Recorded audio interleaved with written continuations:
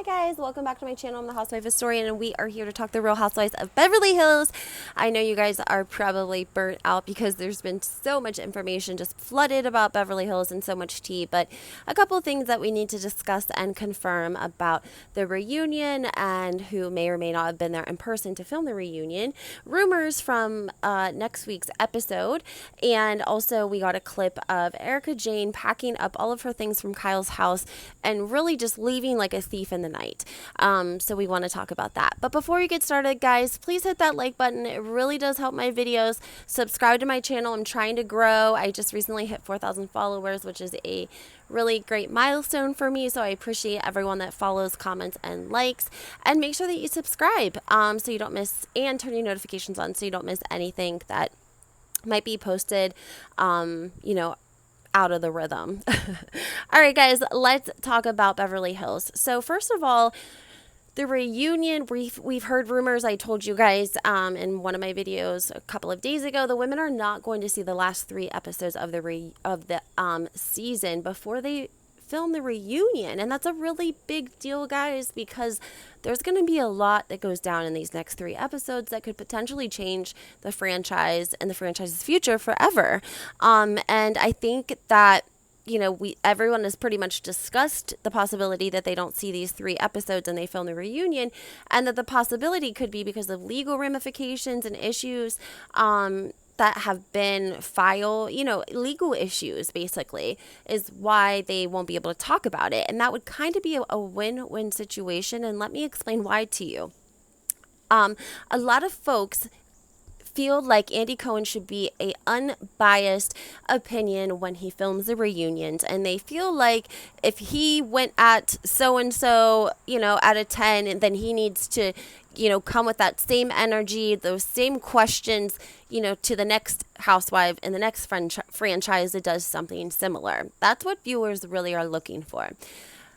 If for the fact they know ahead of time that these answers can't be answered due to legal issues, legal advice, whatever the reason is, okay, it's going to make it a lot easier because Andy Cohen can kind of pretend like he's really asking the hard questions and he's really asking what viewers want to know when it comes to Erika or Kyle or Kathy, whomever, knowing ahead of time that they're not going to be able to answer the question anyways. Do you see what I'm saying? So he doesn't have to worry about, oh, should I ask him that or not? Because they're not going to be able to answer it anyways, right? So it's a win-win because they don't really want, Erika doesn't want to, even as she's like kind of self-sabotaging herself, I would say right now, probably the alcohol and the antidepressants and the filming, it just has her definitely not probably putting forth the best Erika that she could be for the show, right?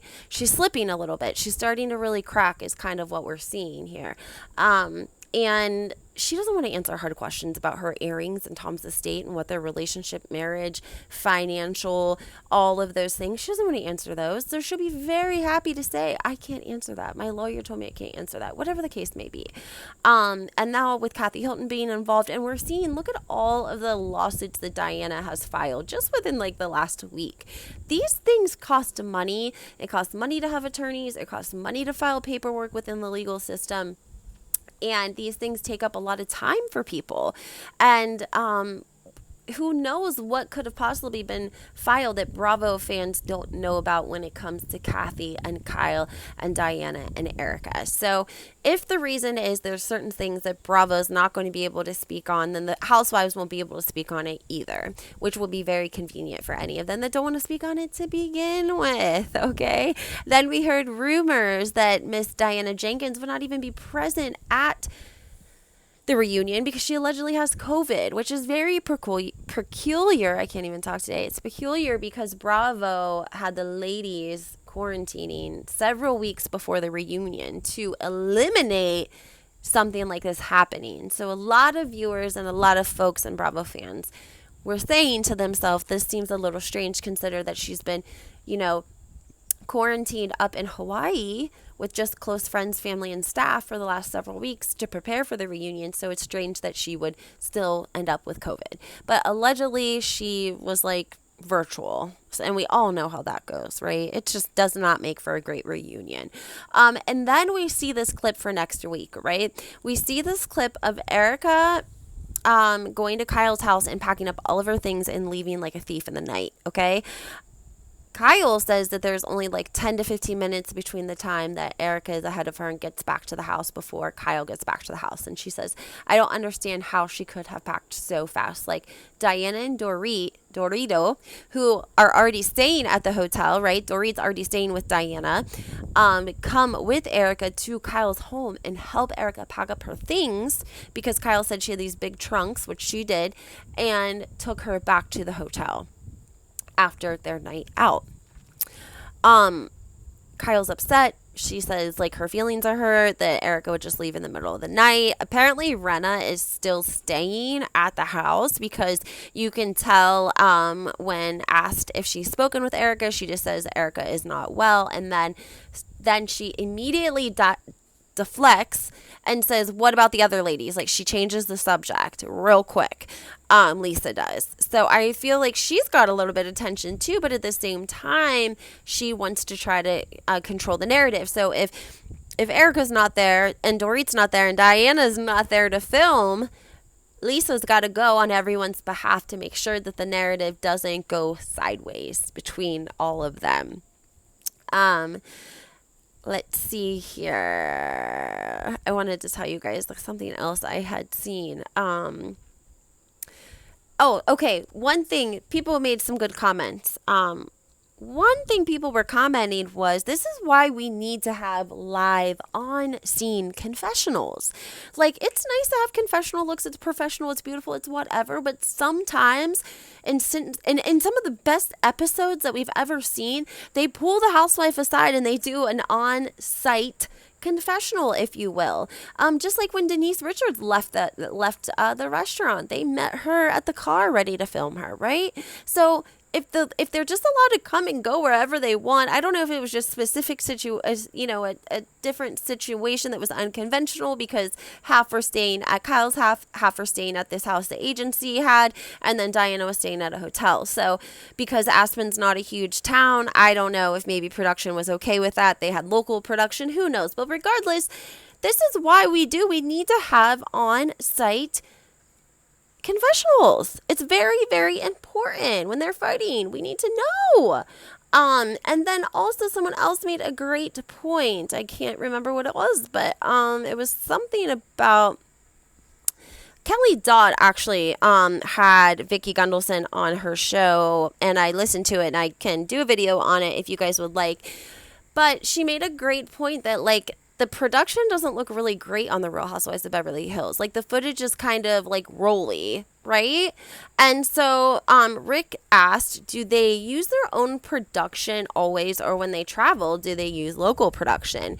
And Kelly said it just really depends. So local production would be cameramen that are probably like through an agency that you just sign up when you want to work. They basically just rent them for the day, the weekend, whatever the case may be.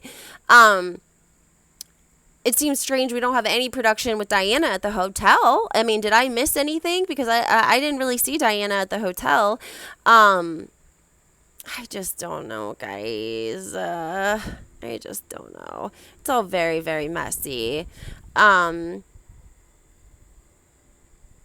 I also think that Kathy's going to lose her mind. But everyone seems to really be supporting Kathy. Paris Hilton was on Twitter, and she called what Kyle did very unkind. Someone tweeted that, Kathy looked very cute. She was excited. This is probably the first job that Kathy has ever really had. She invested in this tequila company. Her daughters invested in it, and she just wanted the ladies to try it. She just wanted them to act interested, just like we've acted interested when we've seen advertisements for the agency, for the lip plumpers, for all the things that Kyle, all of them, these ladies have sold us Beverly Beach. They've sold us lipstick. They've sold us the Kyle's showroom store. They've sold us Sutton's store. Like, they've been selling the whole time they're on the Real Housewives of Beverly Hills. And Kathy comes along just kind of wanting to show off her tequila and her new investment. And the ladies just simply would not give her the time of day.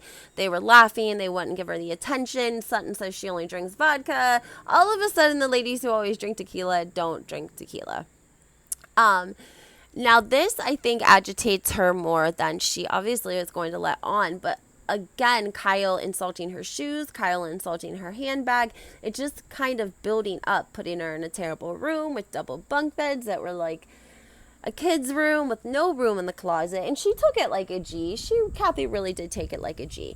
But what's funny is that we're seeing Paris stick up for her mom on Twitter, and all we've ever done is seen Kyle make innuendos about how she texted Nikki this and she texted Paris this, and Paris and Nikki, they're, etc., the nieces, and Nikki and her are so close, and etc., okay?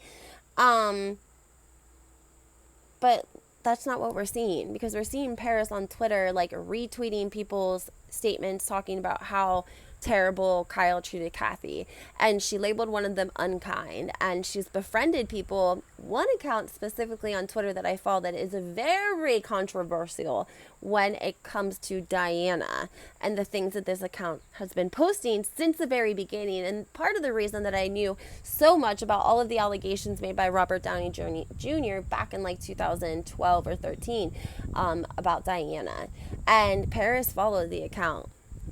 So that's kind of, but the account is pro Kathy, but not pro Diana. Anyways, I think that Paris is really making a statement on whose side she's on. She also posted a photo of her mom and the ladies at the 80s party, and she completely airbrushed Kyle right on out of that photo.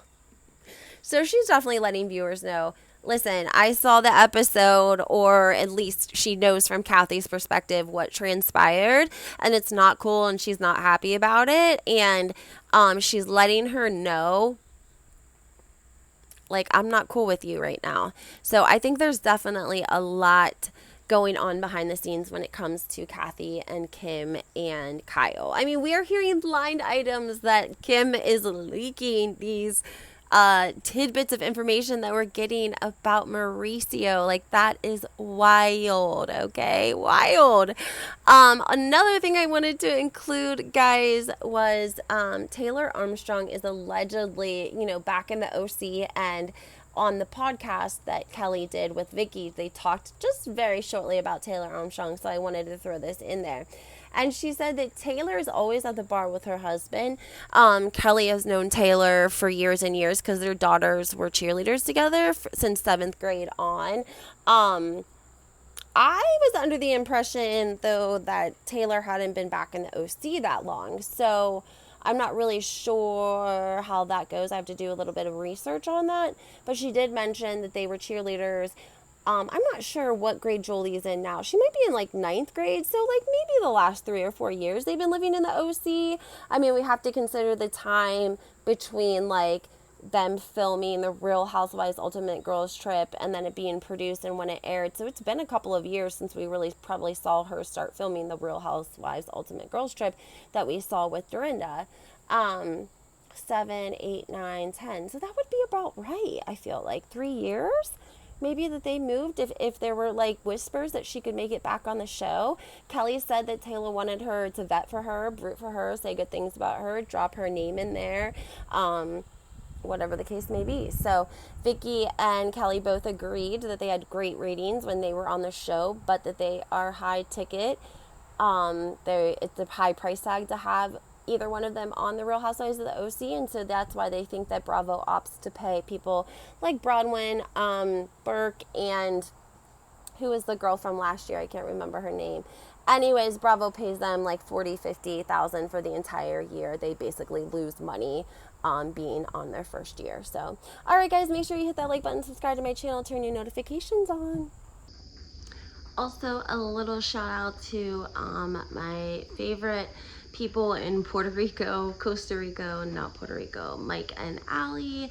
And also want to thank Terry for all of her support too, and JoJo, and all of you that helped me get to 4,000 followers. I appreciate all of you, especially Mike and Allie.